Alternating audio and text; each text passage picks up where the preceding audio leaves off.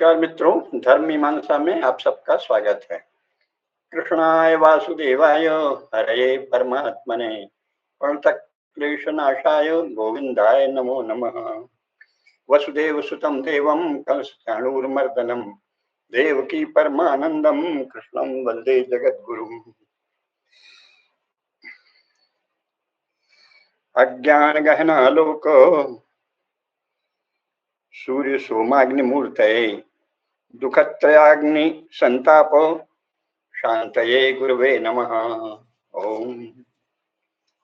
जगत गुरु भगवान श्री कृष्ण को प्रणाम करके सपूर्वेषाम अपि गुरु कालेनानुवच्छेदात् तस्य वाचिकः प्रणवः तज्जपस्तदर्थ भावनम्। ओम नमो भगवते वासुदेवाय। श्री गुरुवे नमः। तो इस नवरात्रि में आज नवरात्र की चतुर्थी है। आज से लेकर विजयादशमी तक नित्य प्रातः हम लोग योग दर्शन पर चर्चा करेंगे। इस व्याख्यान से संबंधित जो भी जिज्ञासा हो, व्याख्यान सुनने वाला जिज्ञासु जिसने व्याख्यान सुना हो, ये हम बाद में चेक करेंगे कि अमुक व्यक्ति व्याख्यान को सुना है या नहीं। जिसने सुन लिया हो वो अपनी जिज्ञासा को हमारे व्हाट्सएप नंबर पर भेजेगा, तो हम अगले व्याख्यान में उसका समाधान कर देंगे। व्यक्तिगत कोई समाधान नहीं होगा, आपकी प्रत्येक जिज्ञासा का समाधान अगले व्याख्यान में किया जाएगा।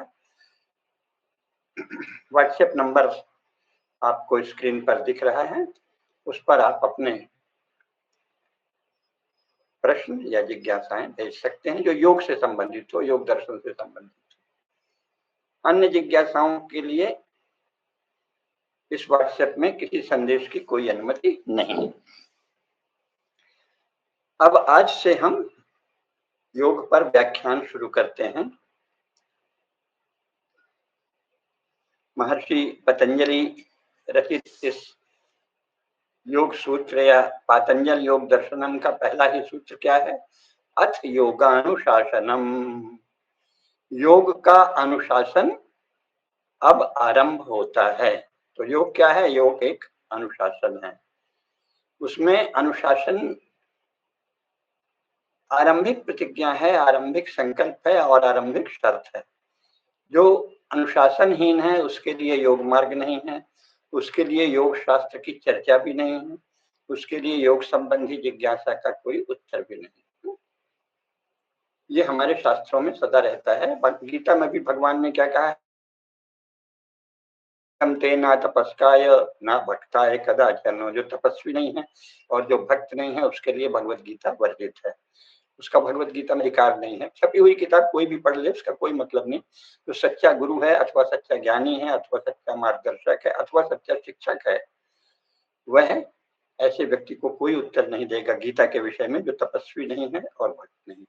इदम ते ना तपस्काय ना भक्ताय कदाचन न चाशुश्रूषवे वाच्यम न च माम यो विषुयति। और जो ईश्वर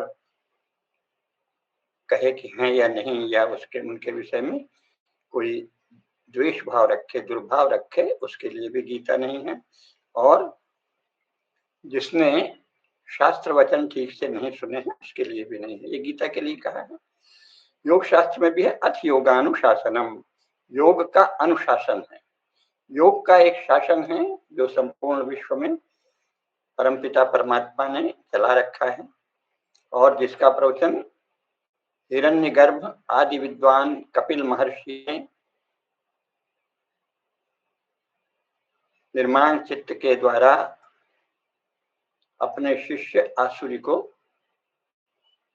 सर्वप्रथम दिया था। उन्हें आदि विद्वान कहा जाता है। तो सबसे पहला प्रवचन ज्ञान विषय का जो हुआ है वो योग दर्शन का ही हुआ है। तो इसको जानना आवश्यक है, इसीलिए हमने योग दर्शन पर 5 व्याख्यान रखे हैं। क्योंकि ये बहुत गहन गंभीर विषय है और इसको केवल इसका संक्षेप जानने से कुछ नहीं होगा। थोड़ा सा बाकी तो सब साधना और अभ्यास से ज्ञान होता है योग का, लेकिन बताने के लिए भी शिक्षक के रूप में कक्षा के स्तर का ज्ञान देना भी 5 प्रवचनों से कम में नहीं हो सकता, होना असंभव। कम से कम 5 या 7 प्रवचन जब होंगे तभी इसका ज्ञान आपको प्राप्त होगा।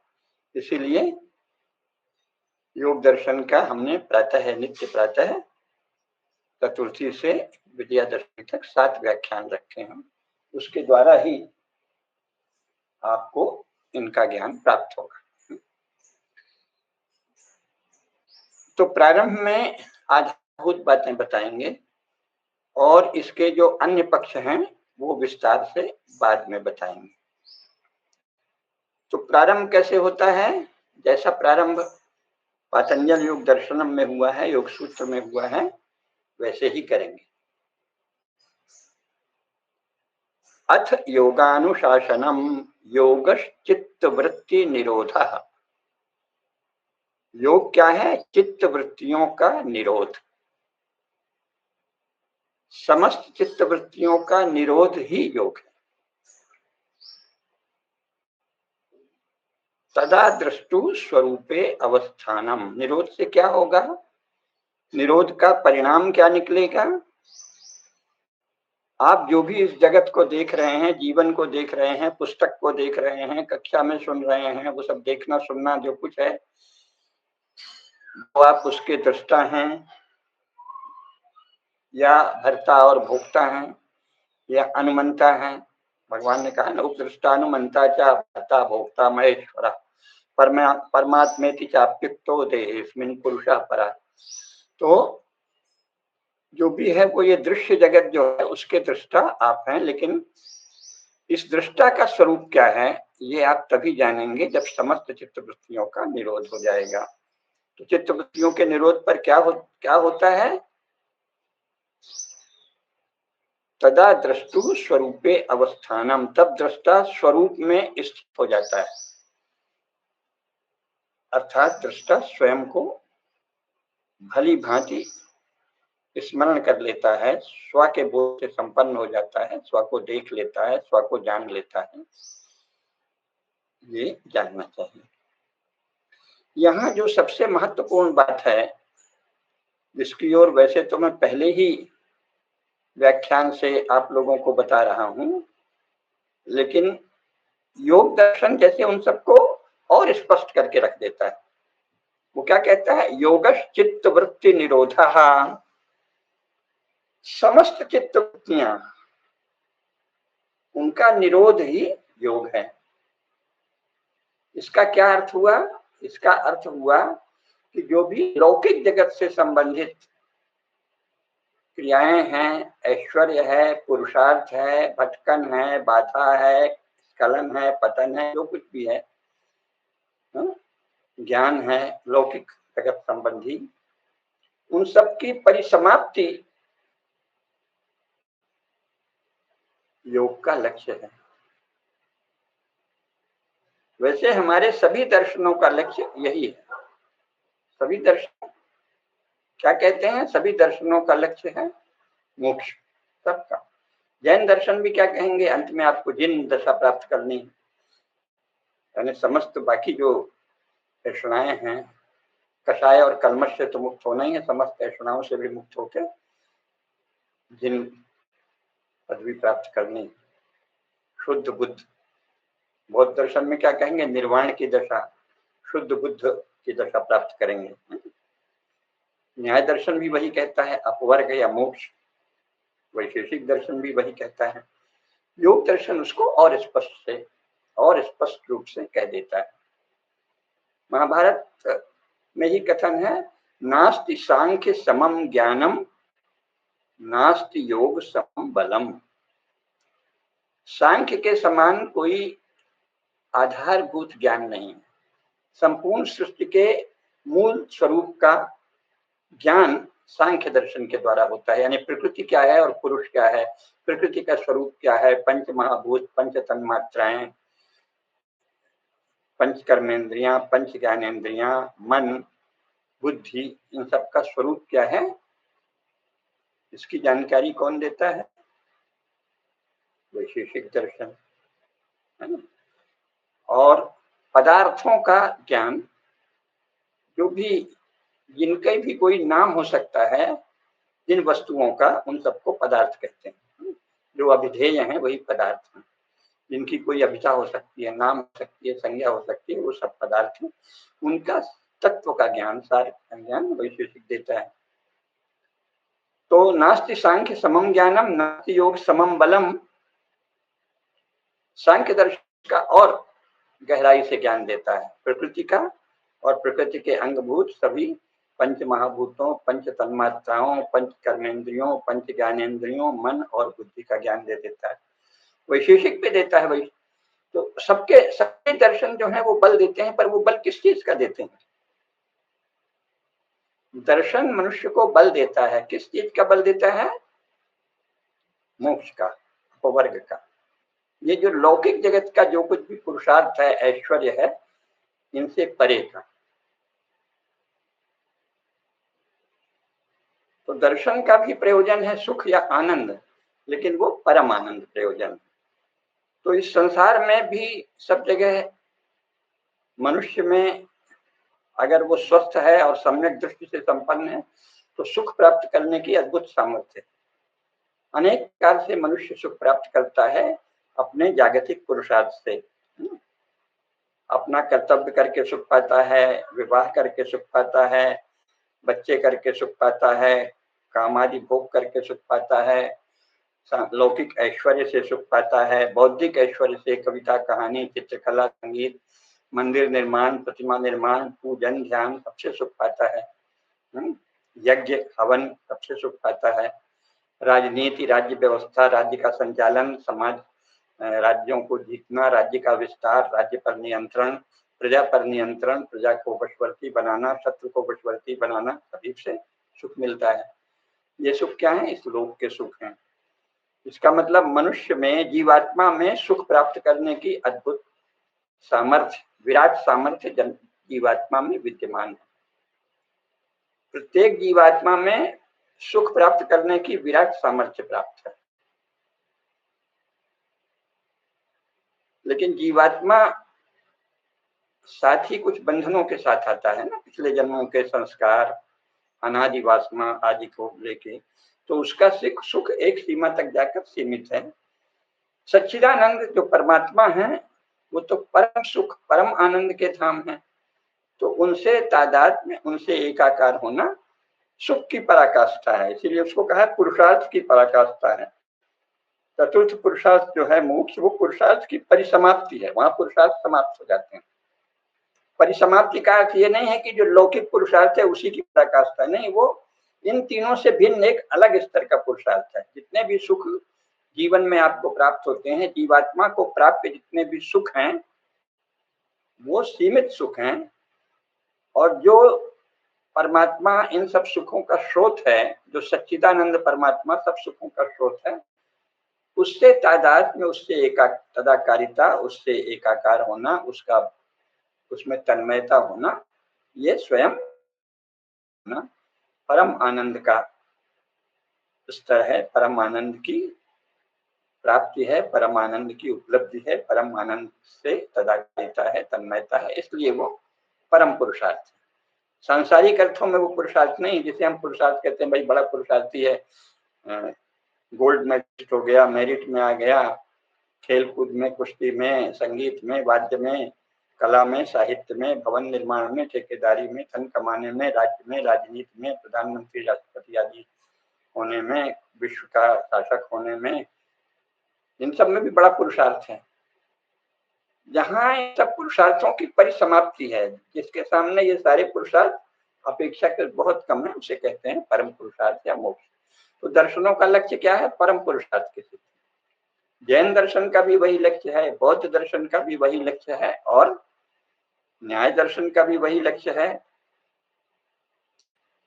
जैन और बौद्ध दर्शन तो एक प्रकार से योग मार्ग का ही अपने अपने ढंग से वर्णन करते हैं। वो योग के ही अंगभूत या योग के सदृश ही अनुशासन है। उनका बल भी योग बल ही है। जैन दर्शन का बल भी योग बल है, बौद्ध दर्शन का बल भी योग बल है। इसीलिए भगवान बुद्ध ने कहा कि प्रज्ञा से प्रक्षालित शील और शील से पुष्ट प्रज्ञा। है ना। ये धर्म का ज्ञाता या धर्म के समय विनयशील, धर्म के समक्ष विनयशील होने का पहला लक्षण। तो न्याय दर्शन जब सभी ये बल देते हैं, तो जैन दर्शन और बौद्ध दर्शन जो बल देते हैं वो योग का ही बल है। नास्ति सांख्य समम ज्ञानम नास्ति योग समम बलम।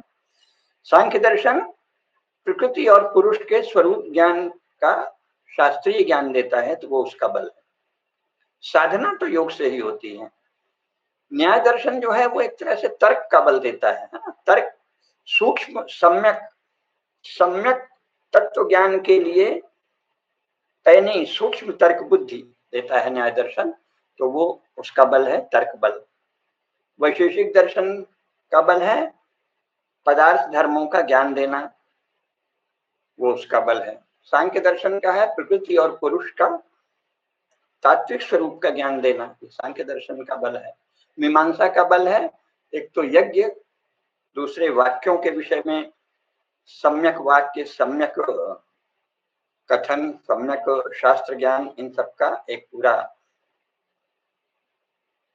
शास्त्र देना, और इसके साथ ही न्याय शास्त्र और साथ ही यज्ञ शुद्ध कैसे हो जिससे कि आपको स्वर्ग की प्राप्ति हो, ये सब मीमांसा का है।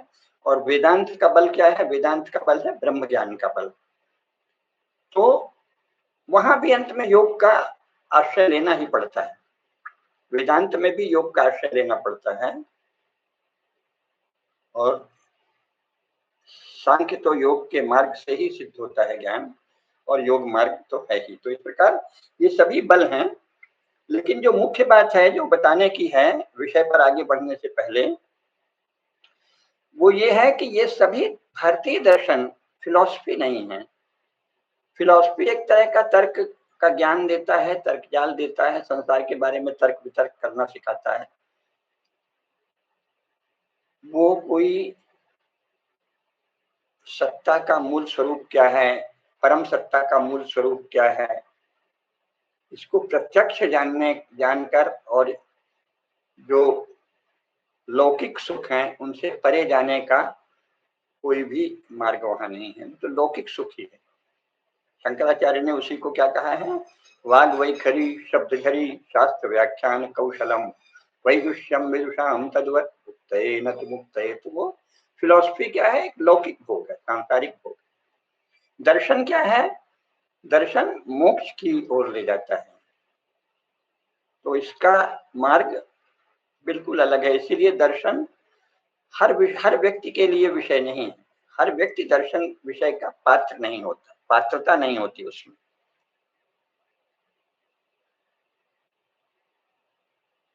क्या कहा है चाणक्य के अगर लें तो सुखस्य मूलम धर्म, धर्मस्य मूलम अर्थ, अर्थस्य मूलम राज्य आदि कहा है। तो जो सांसारिक सुख है उनका मूल है अर्थ। अर्थ का हमारे यहाँ इकोनॉमिक्स में और बाकी जगह यूरोप की नकल में लोगों ने उसको फाइनेंस या धन कह दिया है। अर्थ का धन नहीं होता। जो मूल चाणक्य का अर्थशास्त्र वहां देखिए, पृथ्वी की प्राप्ति और उसका पालन से अर्थ कहते हैं ना। अर्थ जो है वो पृथ्वी राजा के लिए है कि पृथ्वी, बहुत बड़े राज्य की प्राप्ति, पृथ्वी की प्राप्ति और पूरी प्रजा का पालन। बाकी सामान्य गृहस्थों के लिए क्या है? गृहस्थ के लिए अपने हिसाब का खेत या कोई एक संपत्ति, स्वामित्व, अपना स्पेस पाना और फिर उस पर प्रभुत्व पाना, स्वामित्व, अपने कुल की संपत्ति पर स्वामित्व, ये अर्थ हुआ। और उसका धर्ममय कार्य के लिए उपयोग। इसीलिए संपत्ति हमारे यहाँ राज्य के अधीन कभी नहीं मानी गई। वर्तमान में जो भारत चल रहा है वो हमारे शास्त्रों के अनुसार अधर्ममय और पापमय राज्य है, क्योंकि इसमें संपत्ति राज्य जब चाहे तब छीन लेता है। ये पाप है शास्त्रों के अनुसार, सभी शास्त्रों के अनुसार पाप है। और 1947 के बाद जो राज्य चल रहा है वो हमारे शास्त्रों के अनुसार पापमय है। लेकिन उसमें अब सभी इस समय के हिंदू सहभागी हैं, सहयोगी हैं, या विवश हैं, अवश्य हैं, निरीह हैं, दीनहीन हैं, जो भी कह लीजिए। तो वो उसमें अर्थ वो होता है अपने क्षेत्र का, अपने स्पेस पर प्रभुत्व की, स्वत्व की प्राप्ति, वो है अर्थ। तो किसी भी कुल की संपत्ति राजा नहीं छीन सकता, वो महापापी होता है। किसी भी कुल समूह की संपत्ति राजा नहीं छीन सकता। इसलिए अर्थ का अर्थ धन या ये नगदी नगद या सोना चांदी नहीं है। अर्थ का अर्थ है अपना एक स्पेस, चाहे खेत के रूप में, पारिवारिक संपत्ति के रूप में, और उस पर अपना पूर्ण प्रभुत्व, इसे अर्थ कहते हैं। तो सुखस्य मूलम धर्म, धर्मस्य मूलम अर्थ, और ये राज्य पर निर्भर है। तो अभी तो हमारा राज्य अनर्थकारी है शास्त्रों के अनुसार, पर वो विषय भिन्न है। अभी ये कह रहे हैं कि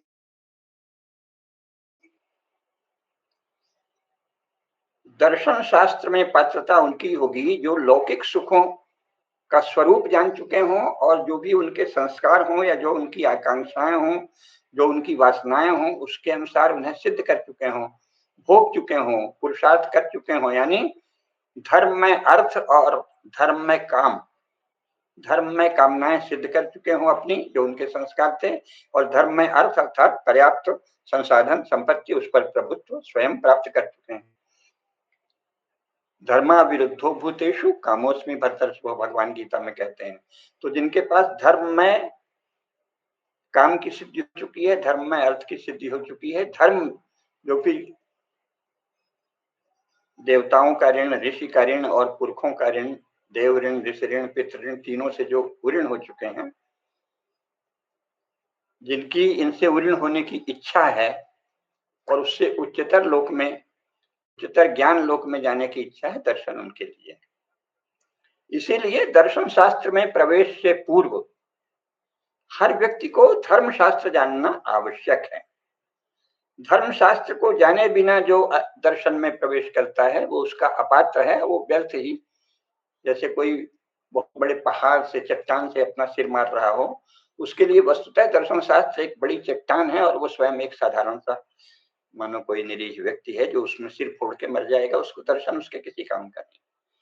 जब तक आप धर्मशास्त्र के ज्ञान से संपन्न नहीं हैं और आपने देव ऋण, ऋषि ऋण और पितृ ऋण से आप उऋण नहीं हो गए हैं, ऋणानि त्रीणि अपाकृत्वा ततो मोक्षे निवेशेत, है ना। और मोक्ष में जो निवेश करने की का इच्छुक है, जिसका अर्थ है कि वो पहले देव ऋण, ऋषि ऋण और पितृ ऋण, तीनों ऋणों से उऋण होकर गृहस्थ धर्म का भली भांति पालन करके अपने पूर्व जन्म के संस्कार और आकांक्षाओं, वासनाओं की सिद्धि करके उसके अनुसार ऐश्वर्य और पुरुषार्थ अर्थात धर्म में काम और धर्म में अर्थ की सिद्धि करके काम और अर्थ तथा धर्म संबंधी समस्त पुरुषार्थों को संपन्न करके उससे उच्चतर स्तर की ओर जाने का इच्छुक ही दर्शन शास्त्र का विद्यार्थी, दर्शन शास्त्र का जिज्ञासु, दर्शन शास्त्र का अध्येता, दर्शन शास्त्र का शिष्य होने योग्य है। तो इसीलिए सबसे पहले धर्मशास्त्र का ज्ञान आवश्यक है। ये जो चल गया है अंग्रेजी, अंग्रेजों ने तो कुछ भी, उनके यहाँ तो फिलॉसफी एक तर्क जाल था, उसकी नकल में यहाँ भी चल गया है। हर कॉलेज, हर यूनिवर्सिटी में डिपार्टमेंट ऑफ फिलॉसफी है, उसी को हिंदी में दर्शन विभाग कह देते हैं। उसमें जो पढ़ने में तेज बच्चे हुए वो चले गए गणित और भौतिक शास्त्र और रसायन शास्त्र और जीव विज्ञान और तमाम तरह के विज्ञान के अनुशासन में। अब और नए नए आ गए हैं, स्पेस से संबंधित, अंतरिक्ष से संबंधित तरह तरह के चमत्कारिक विज्ञान आ गए हैं, उनमें चले जाते हैं, उसके द्वारा वैज्ञानिक आदि बनते हैं या आईएएस आईपीएस बन जाते हैं। और फिलॉसफी नाम का एक पेपर लेके जल्दी से जो आईएएस आईपीएस वगैरह होना चाहते हैं, वो कहते हैं वो फिलॉसफी बड़ा सरल है, उसको थोड़ा सा रटो टूटो पास हो जाओ, तो वो फिलॉसफी है। दर्शन जो है वो आपको प्रशासन और ये सब सेवाएं जो हैं उनके लिए दर्शन नहीं है, उसके लिए धर्मशास्त्र होना चाहिए। तो राज्य का, समाज का, सब चीजों का ज्ञान धर्मशास्त्र देता है, दर्शन उसके उसके लिए नहीं है। दर्शन तो उससे उच्चतर परम सत्ता संबंधी और आत्म सत्ता संबंधी आधारभूत ज्ञान स्वरूप दर्शन के लिए दर्शन है। और धर्मशास्त्र केवल सनातन धर्म में है। धर्मशास्त्र मनुष्यों के लिए, धर्मशास्त्र का अर्थ है मानव धर्मशास्त्र। संपूर्ण मानवों के द्वारा जो कुछ भी करनी है उसके विषय में जो ज्ञान देते हैं शास्त्र, उन्हें धर्मशास्त्र कहते हैं। ऐसा केवल सनातन धर्मशास्त्र में, और सनातन धर्म की मुख्य धारा में है। क्योंकि पहली बात कि इस्लाम और ईसाइयत में तो राज्य के विषय में कुछ ही नहीं है, राज्य कैसे चलेगा। जो कुरान और बाइबिल है उसमें न राज्य की कोई व्यवस्था दी हुई है, न समाज के का विभाजन कैसे होगा, उनमें परस्पर संबंध कैसे होगा, समाज के विविध व्यक्ति या परिवार किन श्रेणियों, किन रूपों में विभक्त होंगे, उनके परस्पर संबंधों का आधार क्या होगा, फिर वो अपना अपना काम, अपना अपना शिल्प, अपना अपना कौशल, अपना कृषि, अपना वाणिज्य, अपना व्यापार, अपनी विद्या, अपना जो भी पुरुषार्थ है वो कैसे करेंगे, और राज्य कैसा होगा, राज्य किन आधारों पर चलेगा, इसका कोई वर्णन कुरान में नहीं है, इसका कोई वर्णन बाइबिल में नहीं है। बाइबिल में तो 19वीं शताब्दी तक कुछ था ही नहीं, और बाद में 15वीं 16वीं शताब्दी में कुछ लोगों ने जो यहाँ पुरानी पारसिक सभ्यता के लोग थे, पुराना सनातन धर्म का ज्ञान रखते थे, उन्होंने नकल में हदीस में कुछ चीजें जोड़ी, लेकिन वो हदीस तो मुख्यतः मोहम्मद साहब पर केंद्रित थे, और मोहम्मद साहब ने स्वयं जीवन में कभी भी ये नहीं बताया कि राज्य कैसा हो, समाज कैसा हो, समाज व्यवस्था कैसी हो। मोटा मोटा कैसे तुम इबादत करोगे और कैसे एक अनुशासन में रहोगे, एक मजहब के, उतना बता दिया है, थोड़े से फर्ज बता दिए, लेकिन और क्या, कैसे तुम्हारे द्वेष और घृणा का स्वरूप क्या होगा, किनसे द्वेष करोगे, किनसे घृणा करोगे, उनका कैसे नाश करोगे, अकारण भी किसी से द्वेष क्यों करोगे, इस सब का उपदेश है कि जो इस पंथ को नहीं माने, इस पद्धति को नहीं माने, उसको मार डालो, जला दो, खत्म करो, वगैरह वगैरह। तो वो तो एक अलग बात है, वो तो एक तरह से बर्बरता, नृशंसता आदि का मार्ग है, लेकिन जो उसमें से मानवता से संबंधित भी है, उसमें राज्य व्यवस्था तथा अन्य शिल्प आदि के विषय में कुछ भी नहीं कहा है। और मानव धर्मशास्त्र में क्या है, प्रत्येक वर्ण का धर्म, आश्रम का धर्म, इसके बाद जितने प्रकार के व्यापार हैं सबके विषय में उन्होंने बताया है कि वो क्या करें, कितने भी व्यापार हो सकते हैं, धातु शिल्प है, श्रमिक हैं, अन्य जितने प्रकार के शिल्प हैं, जितनी प्रकार की कलाएं हैं, जितने प्रकार के कौशल हैं, और सबसे बड़ी बात दैनिक आचरण, दैनिक जीवन, उसमें जितनी क्रियाशीलताएं हैं, और राज्य कैसा हो, समाज कैसा हो, इन सब का वर्णन मानव धर्मशास्त्र और हमारी स्मृतियां जिन्हें कहते हैं उन धर्मशास्त्रों में ही है। राज्य आदि के विषय में तो बौद्ध ग्रंथों और जैन ग्रंथों में भी जो मूल ग्रंथ हैं उनमें कुछ नहीं है। जैन दर्शन और बौद्ध दर्शन, इसीलिए जो बौद्ध भारत में हुए, उन्होंने सनातन धर्म के ही राज्य आदि के संबंध, जो नियम, राज्य आदि के संबंध में जो नियम सनातन धर्म शास्त्रों में है, उनका ही अवलंबन बौद्धों और जैनों ने किया है। केवल वो अपने मोक्ष संबंधी, निर्वाण संबंधी, जिन प्राप्ति संबंधी, जिनत्व संबंधी उपासना के लिए अपने अनुशासन में रहे हैं, जैन अनुशासन, बौद्ध अनुशासन में। लेकिन समाज जो है, ये जो सनातन धर्म का पालक भारतवर्ष का समाज है, हिंदू जिसे आप कहते हैं, हिंदू समाज की सभी पंथ राज्य और लोक व्यवहार के स्तर पर सनातन धर्मशास्त्रों से प्रेरित रहे हैं, क्योंकि सनातन धर्मशास्त्र ही एकमात्र धर्मशास्त्र हैं जो धर्मशास्त्र हैं। बाकी तो सब कोई पंथ शास्त्र हैं, कोई प्रार्थना शास्त्र हैं, प्रेयर बुक्स हैं, और उसमें स्टेट के विषय में, सोसाइटी के विषय में, आर्किटेक्ट के विषय में, इंडस्ट्री, किसी भी विषय में कुछ भी नहीं लिखा है। धर्मशास्त्र कहाँ है? भारत में। इसलिए दर्शन शास्त्र के प्रत्येक विद्यार्थी को, और जो न हो दर्शन शास्त्र का विद्यार्थी, उसको भी, यदि उसने भारत भूमि में जन्म लिया है और थोड़ी भी बुद्धि भगवान ने दी है, सामान्य शिक्षा भी प्राप्त करने की हैसियत है, स्थिति है, स्तर है, तो सबसे पहले धर्मशास्त्रों का अध्ययन अवश्य करना चाहिए। जब आप धर्मशास्त्रों का ज्ञान प्राप्त कर लेंगे, तब आप ये जान लेंगे कि मेरे संस्कार क्या हैं, मेरी आकांक्षाएं, मेरी वासनाएं क्या हैं, मेरे कुल के संस्कार और कुल का धर्म क्या है, जिस समाज और जिस राष्ट्र में मैंने जन्म लिया है उसका धर्म क्या है, और उसमें मेरा योगदान क्या हो सकता है, आदि सभी विषयों का आपको ज्ञान हो जाएगा, और अपनी शक्ति भर आप उसमें क्या योगदान दे सकते हैं और कैसे अपने जीवन को ऐश्वर्यमय और पुरुषार्थी बना सकते हैं, इसका भी ज्ञान हो जाएगा।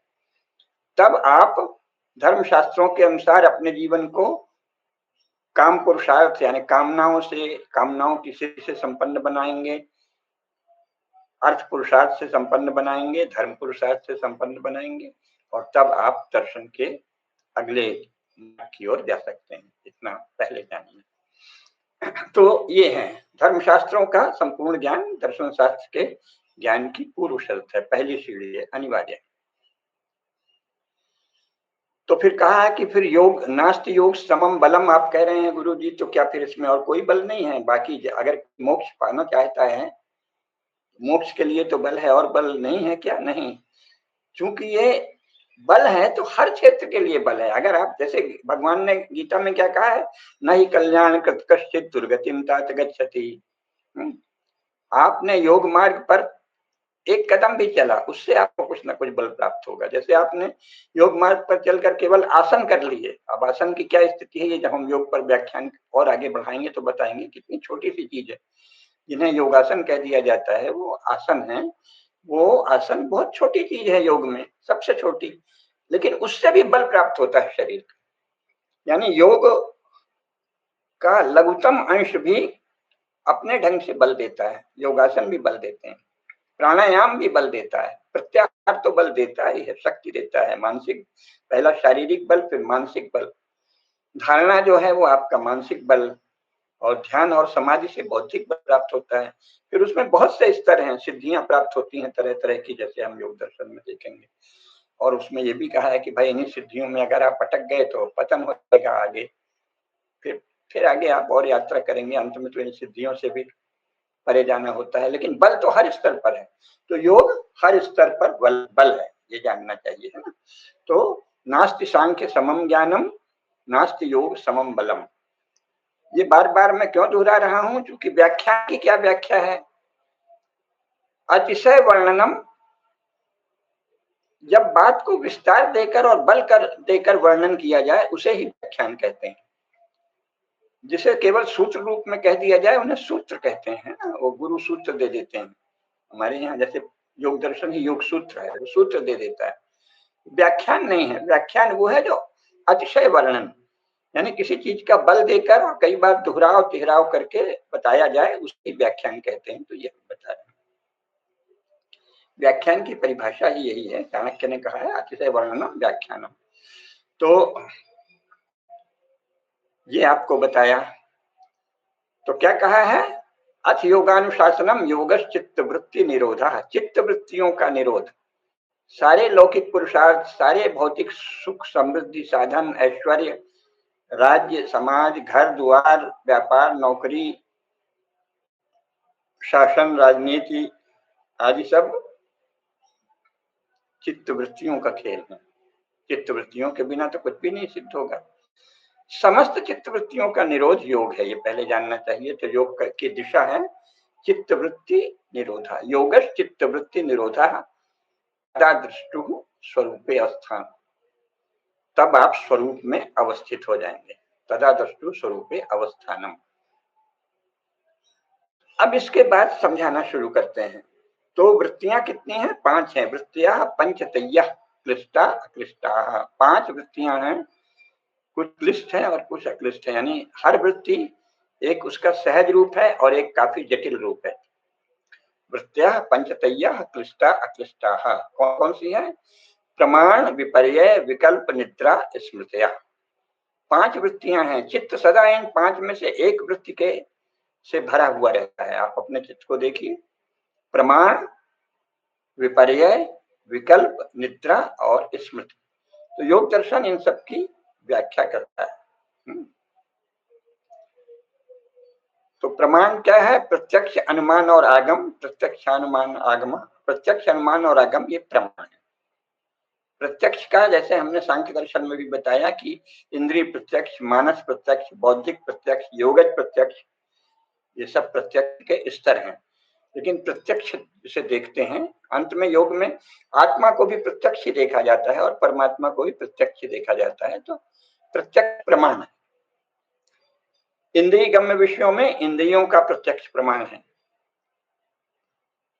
मनोगम्य विषयों में मानस का प्रत्यक्ष प्रमाण है। बुद्धिगम्य विषयों में बुद्धि का प्रत्यक्ष प्रमाण है। और अतीन्द्रिय विषयों में अतीन्द्रिय दृष्टि का प्रत्यक्ष प्रमाण है, योगज प्रत्यक्ष प्रमाण है। प्रत्यक्ष के ये स्तर है। अनुमान का विस्तार से अन्य दर्शनों में भी है, इसमें भी है कि भाई अनुमान अर्थात किसी देखी हुई वस्तु से सादृश्य के आधार पर अनुमान करना कि यह अमुक वस्तु होगी, ये अनुमान हो गया। और आगम का अर्थ शास्त्र वचन, आप्त वचन।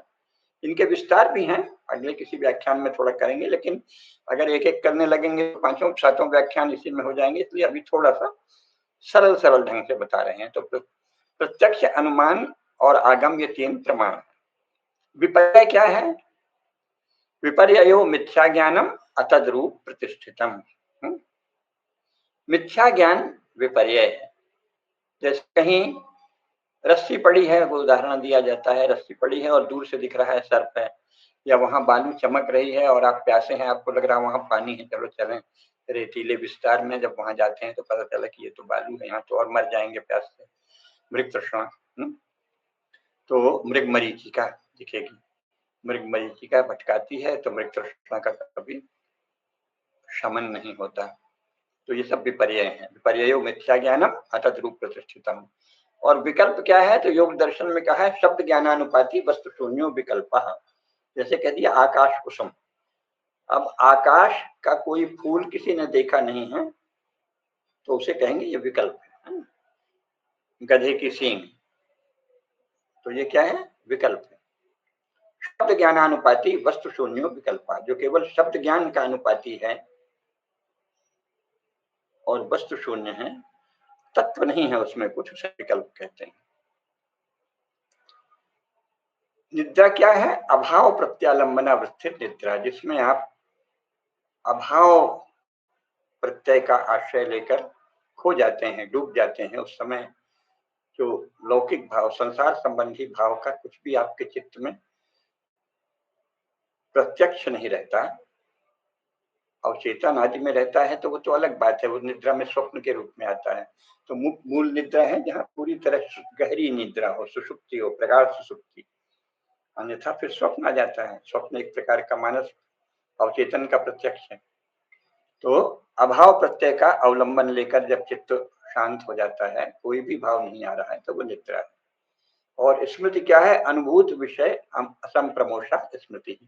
जो पहले से अनुभूत विषय है, आपने आंख से देखा, नाक से सूंघा, कान से सुने शब्द, जीभ से स्वाद लिया, या वाणी किसी ने बोली वो सुने, स्पर्श है तमाम लौकिक जगत का, है ना, पुस्तक है, फूल है, भोजन है, घर के प्राणी हैं, कृषि पशु हैं, राजा है, रानी है, सुंदर हैं, सुंदरियां हैं, नायक है, नायिकाएं हैं, जो कुछ भी आप देख रहे हैं, उनकी स्मृति जब आती है, यानी अनुभूत विषय आपके चित्त से गया नहीं है, चित्त में उसकी छाप पड़ गई है और उसकी छवि अंकित हो गई है, उसे स्मृति कहते हैं।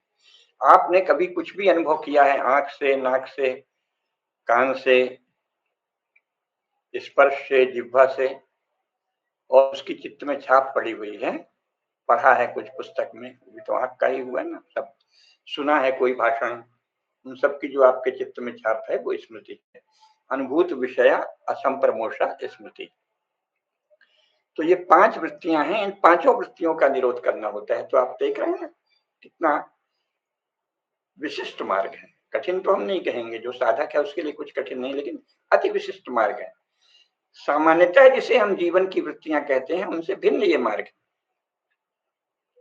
क्योंकि हम जो भी करते हैं, या तो सोते हैं, या कुछ याद करते हैं, या कुछ ऐसी बातें करते हैं जो केवल गपशप चल रही हैं, कोई कहीं सींग पूछ नहीं है, कहते हैं ना, आता पता नहीं, या यूं ही संकल्प विकल्प करते रहते हैं, अथवा प्रत्यक्ष कुछ देखते हैं, अथवा प्रत्यक्ष कुछ सोचते हैं, प्रत्यक्ष पर आधारित कोई संकल्प लेते हैं, या कोई शास्त्रों में पढ़ा हुआ शास्त्र वचन का संस्कार होता है, उसके आधार पर कोई निर्णय करते हैं, क्रियाएं करते हैं। ज्ञान जितना है वो किसी न किसी प्रमाण रूप में, प्रत्यक्ष, अनुमान और आगम के रूप में प्रमाण आता है। तो इन्हीं वृत्तियों में हम रहते हैं, ये सोते रहते हैं निद्रा। इन सब वृत्तियों का निरोध करना योग है। प्रत्यक्ष कुछ नहीं, वो दूसरे स्तर का, फिर कौन सा प्रत्यक्ष करना है, लेकिन दैनिक जीवन के जो प्रत्यक्ष है, योग साधना के क्षण में वो चित्त में नहीं रहते। योग साधना के समय आपको दिन भर की देखी हुई, बरती हुई, व्यवहार की हुई, भोगी हुई वस्तुओं, व्यक्तियों, क्रियाओं और विचारों का स्मरण नहीं करना है। ये योग की पहली सीढ़ी है ना। और तरह तरह के अनुमान चित्त में नहीं दौड़ाने हैं। शास्त्रों को भी साधना के समय सिवाय जो योग से संबंधित शास्त्र है उसके सिवाय अन्य कोई वचन ध्यान नहीं दे रहे हैं। ये योग शास्त्र की पहली शर्त है। तो प्रत्यक्ष, अनुमान और आगम, इन तीनों के विषय में भी स्पष्ट है कि बस इतना इसमें से ले लेना है। आपको जो योग साधना संबंधी प्रत्यक्ष अनुभूति हुई हो उसका ध्यान रखना है। आपको जो आपके मार्गदर्शन से संबंधित विषय हैं उनके संबंध में जो अनुमान है उसका ध्यान रखना है, और गुरु का या शास्त्र का वचन स्मरण रखना है कि साधना ऐसे करनी है। साधना के क्षण में अन्य किसी वस्तु का स्मरण नहीं करना है। प्रत्यक्ष, अनुमान और आगम, इन तीनों वृत्तियों का निषेध है ना। और विपर्य तो करने नहीं है, क्योंकि मिथ्या ज्ञान से बचना है, और अधिकांश समय विपर्य ही चलता है ना, या विकल्प चलता है। खासतौर से युवक जो हैं, बच्चे हैं, किशोर हैं, उनके चित्त में तो दिन भर विकल्प चलता है, और सामान्य सांसारिक लोगों के भी चित्त में, बच्चे हैं तो मैं आगे चल के ये बनूंगा, वो बनूंगा, आईएएस करूंगा, आईपीएस करूंगा, गोल्ड मेडलिस्ट बनूंगा, अमुक परीक्षा दूंगा, इस डिसिप्लिन में जाऊंगा। तो एक बार सोच लिया, निर्णय ले लिया, वो हुआ संकल्प, फिर उसी के बारे में सोचते रहे तो वो क्या है? विकल्प। शब्द ज्ञानानुपाती वस्तु शून्यो विकल्पा। तो सबसे पहले अपने चित्त को देखना चाहिए कि इस समय मेरे चित्त में कौन सी वृत्ति उठ रही है। अधिकांश समय विकल्प उठते रहते हैं। कोई गृहस्थ, कोई बात, ऑफिस में जाते हैं, हमारा इंक्रीमेंट कैसे होगा, वेतन इस समय कैसे मिलेगा, जो वेतन मिलेगा उसका क्या क्या। एक बार आपने बना लिया कि हमको इतना अंश इसमें देना है, इतना अंश इसमें देना है, हो गया। और फिर बढ़ते तो उसको तो कहेंगे योगा कर्मसु कौशलम, कर्म कौशल ही योग है। लेकिन आप उसी में सोचते रहे, अरे फिर हमारा प्रमोशन कैसे होगा और इंक्रीमेंट, और फिर उसी की चर्चा ऑफिस में बहुत होता है, यार इंक्रीमेंट कब मिलने वाला है, वो फलाना पे कमीशन कब आ रहा है, उसका प्रमोशन कैसे हो गया, इसका कैसे हो गया, हमारा कैसे। ये सब विकल्प हैं। तो विकल्प जो है शक्ति का अपव्यय है। इस तरह से शब्द ज्ञानानुपाती वस्तु शून्यो विकल्प है। इससे वस्तु शून्य रहता है। वस्तु कोई उपलब्धि, वस्तु यानी तत्व की उपलब्धि नहीं होती। निरर्थक चित्त का भ्रमण रहता है। तो विकल्प से बचना चाहिए योग के, योगारूढ़ साधक को, है ना। और विपर्य से, मिथ्या ज्ञान नहीं हो, और निद्रा सम्यक ही लें, ये भी देखना चाहिए। और शेष समय निद्रा आपके चित्त में नहीं छाई रहे, यार अभी तो नींद लेना है। जब लेना है प्रगाढ़ निद्रा, शवासन में या योग निद्रा का अवलंबन करके निद्रा ले लीजिए। और स्मृति जो है, साधना के समय आपको केवल जो गुरु ने बताया है, जो आपके साधना से संबंधित विषय है, उसी की स्मृति रखनी चाहिए प्रारंभ में। अन्य स्मृतियां चित्त में नहीं आनी चाहिए। तो प्रमाण, विपर्य, विकल्प, निद्रा और स्मृति, इन सब वृत्तियों का साधना में निरोध करना पड़ता है। लक्ष्य क्या है? तदा दृष्टु स्वरूपी अवस्थानम। एक समय आएगा जब इन वृत्तियों पर पूर्ण नियंत्रण हो जाएगा, चित्त इन सबसे शून्य हो जाएगा, तब बुद्धि का प्रति संवेदन, बुद्धि में जो दृष्टा पुरुष है, स्वरूप है, मूल सत्ता है आपकी आत्मसत्ता, उसका प्रति संवेदन होगा, प्रतिबिंबन होगा, प्रतिफलन होगा, और बुद्धि देखेगी कि अच्छा ये मैं। इन सारे संकल्पनाओं से, लालसाओं से, कामनाओं से, स्मृतियों से, ये जो जाल दिमाग में छाया है, इनसे परे जो हमारी मूल सत्ता है, ये मैं। तो तदा दृष्टु स्वरूपे अवस्थानम, तो वृत्तियों के निरोध से योग प्रारंभ होता है। वृत्तियाः पंचतयः क्लिष्टा अक्लिष्टा, प्रमाण, विपर्य, विकल्प, निद्रा, स्मृतियाः। फिर उसका है प्रत्यक्षानुमान आगम विपर्यो मिथ्या ज्ञानम मतद्रूप प्रतिष्ठितम शब्द ज्ञानानुपाती वस्तु शून्यो विकल्प अभाव प्रत्यालंबना वृत्ति निद्रा अनुभूत विषय असंप्रमोषा स्मृति। तो ये कैसे होगा? स्वाभाविक प्रश्न उठेगा, भाई कैसे करना है? तो अभ्यास वैराग्याभ्याम तन निरोधः। महर्षि पतंजलि कृपा पूर्वक बताते हैं कि अभ्यास और वैराग्य से अनुरोध होगा। पहले तो अभ्यास, अभ्यास की भी व्याख्या है आगे। अभ्यास क्या है? तत्र स्थितौ यत्नो अभ्यासः। आप साधना में बैठे हैं या जिस काम में भी बैठे हैं, आप मान लो कोई लेखन करने बैठे हैं, तो अन्य विषयों से हटा के उसी में चित्त को एकाग्र करना। आप मकान बना रहे हैं, आप कोई ड्राइंग बना रहे हैं, आप कोई धुन गा रहे हैं, आप कोई धुन सुन रहे हैं, संगीत सुन रहे हैं, आप कोई मूर्ति देख रहे हैं, आप भगवान की पूजा कर रहे हैं, आप अपनी प्रिया से या पत्नी से या माता से या बहन से, प्रिया पत्नी ही प्रिया है तो पत्नी से बात कर रहे हैं, या बहन से बात कर रहे हैं, या माँ से बात कर रहे हैं, परिजनों से बात कर रहे हैं, पड़ोसियों से बात कर रहे हैं, जिस विषय में बात कर रहे हैं उसमें चित्त को स्थिर रखना। तत्र स्थितौ यत्नो अभ्यासः। यत्न पूर्वक विषय पर केंद्रित रहना, ये अभ्यास है। तो ध्यान से संबंधित, क्योंकि योग तो ध्यान से संबंधित है, ध्यान के समय ध्येय विषय पर ही चित्त को बार बार ले आना। तत्र स्थितौ यत्नो अभ्यासः, और इसको बताया है सतु दीर्घ काल नैरंतर्य सेवितो दृढ़ भूमि। ये अभ्यास दीर्घ काल तक निरंतर बारंबार किया जाता है। सतु दीर्घ काल नैरंतर सेवितो, दीर्घ काल तक निरंतर, नित्य, निश्चित समय में, और उस समय चूक गए तो किसी अन्य समय में से, लेकिन नित्य निरंतर दीर्घ काल तक, सतु दीर्घ काल नैरंतर्य सेवितो, तब वो दृढ़ भूमि होता है। आप ध्यान में जब बैठते हैं, मुख्यतः तो योग में ध्यान के लिए है ना, तो जब ध्यान में आप बैठे तो पहले आपको ये देखना है कि मेरे चित्त में कोई भी अन्य वृत्ति नहीं आए, केवल जो योग साधना से संबंधित प्रामाणिक ज्ञान है जितना वही आए, है ना। विपर्य और विकल्प से मैं पूर्णतः मुक्त रहूं, निद्रा नहीं आए और कोई अन्य स्मृति भी नहीं आए सिवाय प्रामाणिक ज्ञान जो योग के साधन है ना। और इसके लिए आवश्यक है अभ्यास और वैराग्य। अभ्यास होगा, यत्न पूर्वक उसी में स्थित रहना बार बार। भगवान ने भी क्या कहा है गीता में, यतो यतो निश्चरति मनश्चंचलम स्थिरम ततस्ततो नियम्यैतद् आत्मन्येव वशम नयेत। मन को तो उन्होंने भी कहा है ना, असंशयम महाबाहो मनो दुर्निग्रहम चलम अभ्यासेन तु कौन्तेय वैराग्येण च गृह्यते। गीता भी वही कहती है। मन तो दुर्निग्रह है और चंचल है, तो अभ्यास और वैराग्य से ही उस पर वश होता है। तो कैसे, यतो यतो निश्चरति, जहां जहां भी मन जाता है हर बार उसे हटाकर वहीं ले आना। यतो यतो निश्चरति मनश्चंचलम स्थिरम ततस्ततो नियम्यैतद् आत्मन्येव वशम नयेत। आत्मा अपने ही वश में ले आना चित्त को। तत्र स्थितो यत्नो अभ्यासः सतु दीर्घ काल नैरंतर्य सेवितो दृढ़ भूमि ही। दीर्घ काल तक निरंतर जब आप अभ्यास करेंगे तब सिद्ध होगा। तब आपको ऐसे सिद्ध होगा कि जब आप बैठेंगे ध्यान स्वतः लग जाएगा। जब आप सोना चाहेंगे कुछ क्षणों में नींद आ जाएगी, सब सहज होता है। मुझे तो आप कभी भी कहिए तो मैं अगले 2 मिनट में सो जाऊंगा, और जितनी देर के लिए कहिए उतनी देर ही सोऊंगा, उसके बाद अपने आप नींद खुल जाएगी। अभ्यास से होता है। ततो दीर्घ काल नैरंतर्य सेवितो दृढ़ भूमि। और वैराग्य क्या है, सभी जो लौकिक विषय है उसमें वितृष्णा ही वैराग्य है, अर्थात भोग विषयों में वितृष्णा होना वैराग्य है। जो भी भोग विषय हैं उनमें वितृष्णा, यही वैराग्य है। और फिर वैराग्य के बाद उसका और जब दृढ़ होता है तो उसे वैराग्य कहते हैं।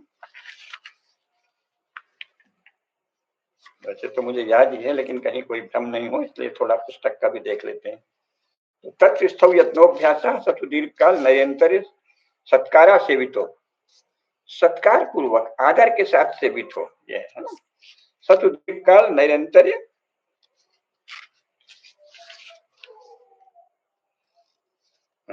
ये समाधि पाद, योग शास्त्र का पहला पाद, 4 पाद है, उसमें पहला पाद, पहला चरण समाधि पाद कहलाता है।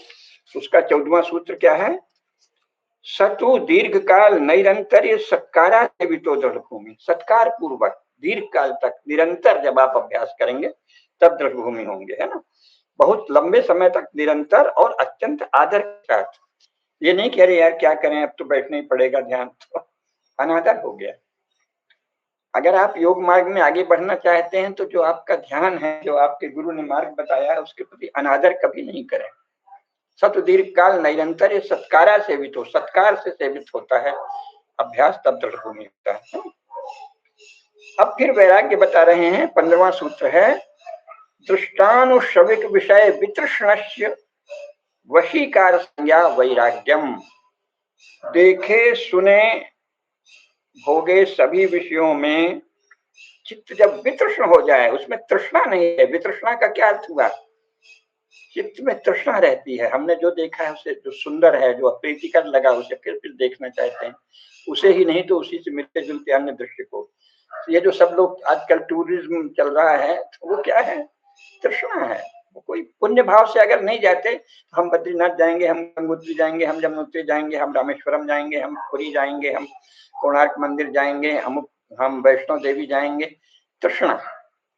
अगर आप पुण्य भाव से भगवती का या भगवान का स्मरण करते हुए, जप करते हुए, श्रद्धा पूर्वक, और ये स्मरण करते हुए कि ये पराशक्ति हैं, आदि शक्ति हैं, ये तो जगत जननी है, ये तो संपूर्ण संसार को भ्रकुट विलास से ही चलाती हैं दिन रात, ऐसी शक्ति है। हर क्षण आपको पुलक का अनुभव हो, अनुभूति हो पूरे मार्ग भर, पूरे समय, यात्रा की तैयारी के समय, तब तो वो तीर्थ है। अन्यथा क्या है? आप तृष्णा, अरे हम वैष्णो देवी देखेंगे, तृष्णा, हम बद्रीनाथ देखेंगे, बड़ा सुंदर है, क्या प्रपात है, उसे देखेंगे, तो ये तृष्णा, चित्त अधिकांशतः तृष्णा से प्यासा रहता है, इसको देखें, उसको देखें, भोग की तृष्णा, सौंदर्य की तृष्णा, अथवा यश की तृष्णा, हमारा नाम होगा इस काम को करने से, इसलिए करें। तो देखे सुने अनुभव किए सभी विषयों में वितृष्णा, दृष्टानुश्रविक विषय वितृष्णस्य, और ये वितृष्णा सिद्ध हो जाए। ये नहीं कि वितृष्णा माने वहां से तृष्णा को हटा तो लिया है पर मन वहीं जा रहा है, लुपलुपा रहा है। वशीकार संज्ञा वैराग्यम, तृष्णा शून्यता की स्थिति आपके वश में हो जाए। जब आप प्रारब्ध वश, या गुरु ने कहा है, या माता पिता ने कहा है, या देव ऋण, जिसे ऋण पितृ ऋण चुकाना है, उसके लिए स्वधर्म का पालन रूपी कार्य कर रहे हैं, उतनी देर वो विषय ध्यान में आए, शेष समय उससे वितृष्ण हो जाए। वशीकार, दृष्टानुश्रविक विषय वितृष्णस्य वशीकार संज्ञा वैराग्यम, वश में है। हम ये काम कर रहे हैं, हमें आप बोल रहा हूं तो बोल रहे हैं, जैसे ही इससे हटाएं, इससे वितृष्ण हो जाए चित्त कि अच्छा आप क्या करना है, वो अगला काम, या इसकी तैयारी करनी है जिस समय, तो उसमें जाए, जो भी काम हो उससे फिर वितृष्ण, वशीकार, वितृष्णा आपके वश में हो। ये नहीं कि मन को हटा तो लिया और मन वहीं वहीं जा रहा है। तो दृष्टानुश्रविक विषय वितृष्णस्य वशीकार संज्ञा वैराग्यम। तो क्या कहा है? अभ्यास वैराग्याभ्याम तन्निरोधः। वृत्तियों का निरोध कैसे होगा? अतिशय वर्णन ही व्याख्यान है, इसलिए बार बार दोहराना पड़ता है ना।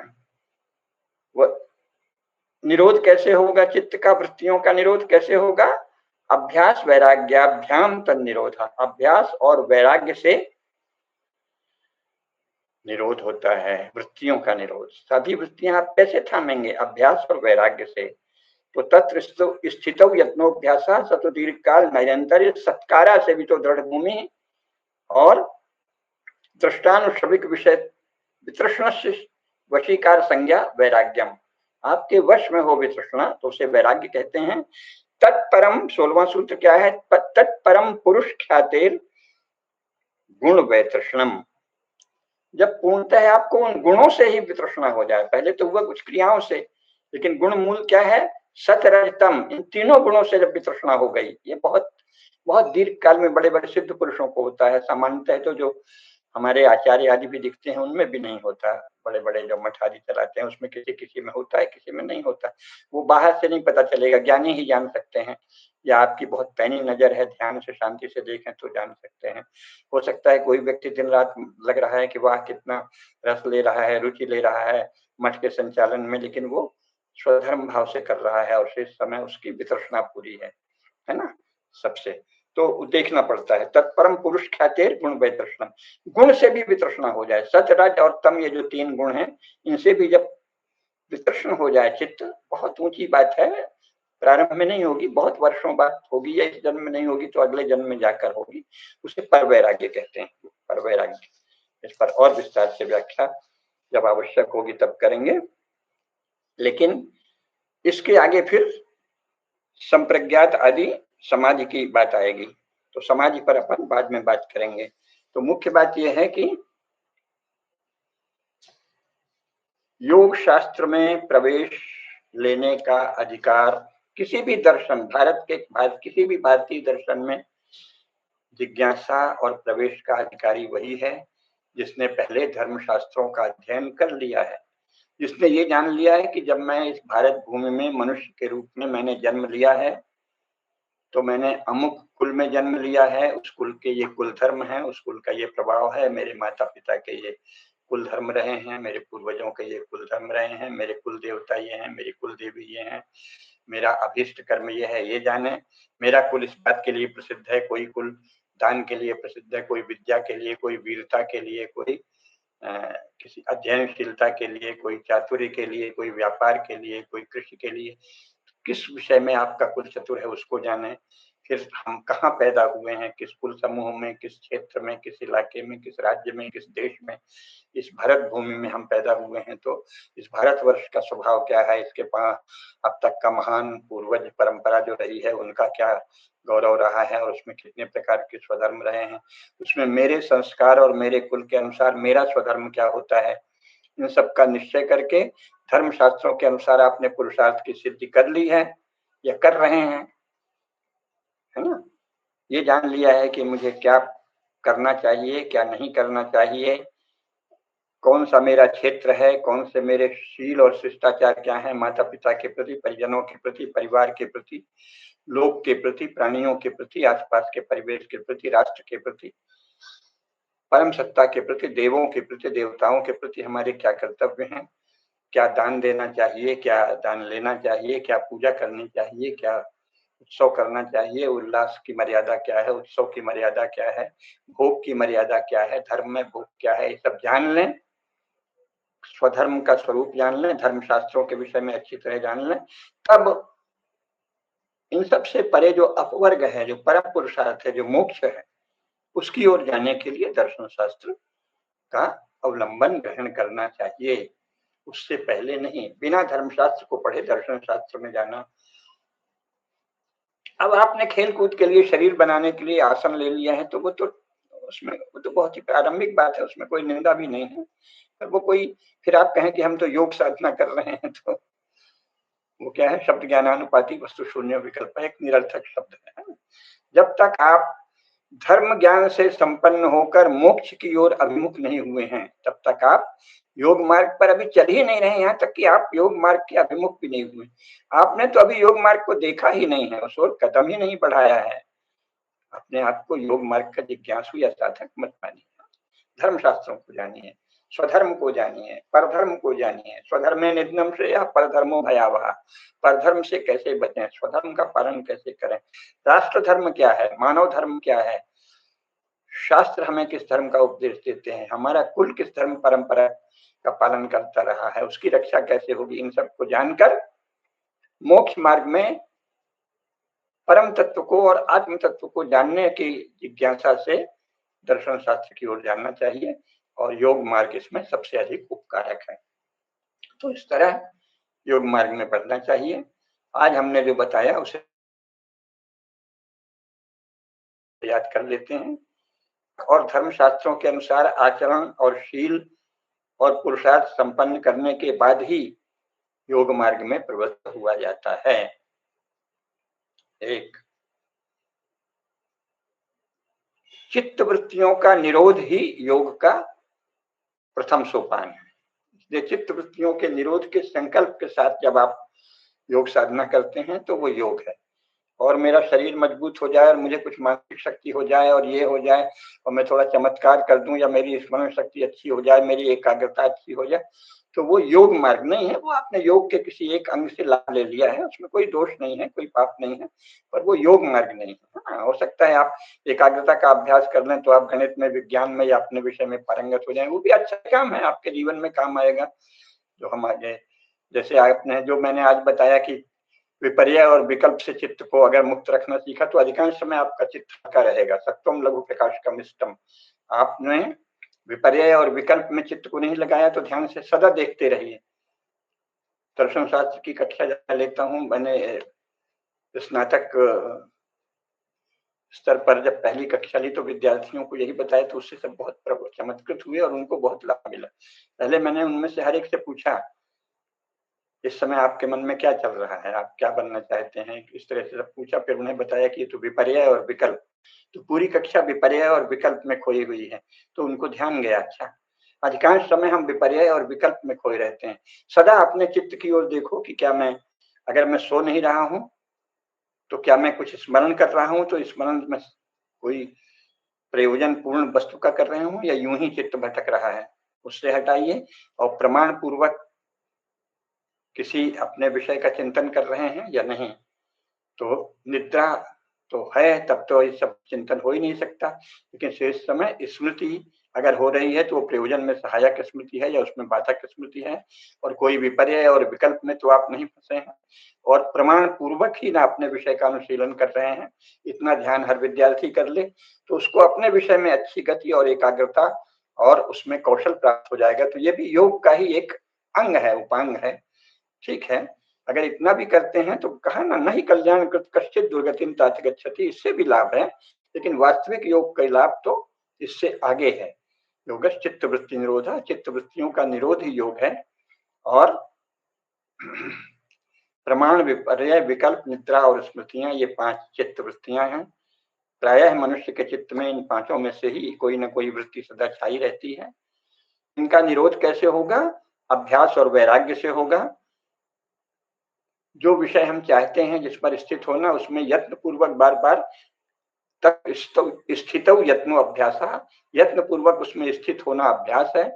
सतु दीर्घ काल निरंतर सत्कारा से भी तो दृढ़ भूमि, दीर्घ काल तक निरंतर आदत पूर्वक उसी अभ्यास में लगे रहने से वो अभ्यास दृढ़ भूमि होता है। और देखे सुने विषयों से वितृष्ण होना वैराग्य है। और जब गुणों से भी, सतरजतम से भी, वो अभी जिज्ञासुओं के काम का नहीं है। बहुत उच्च स्तर के सिद्ध पुरुषों में गुण वितृष्णा होती है। तो ये आज का विषय है, आज इतना ही बताया, आगे फिर और बताएंगे। धर्म की जय हो, अधर्म का नाश हो, प्राणियों में सद्भावना हो, विश्व का कल्याण हो। नमः पार्वती पतये, हर हर महादेव।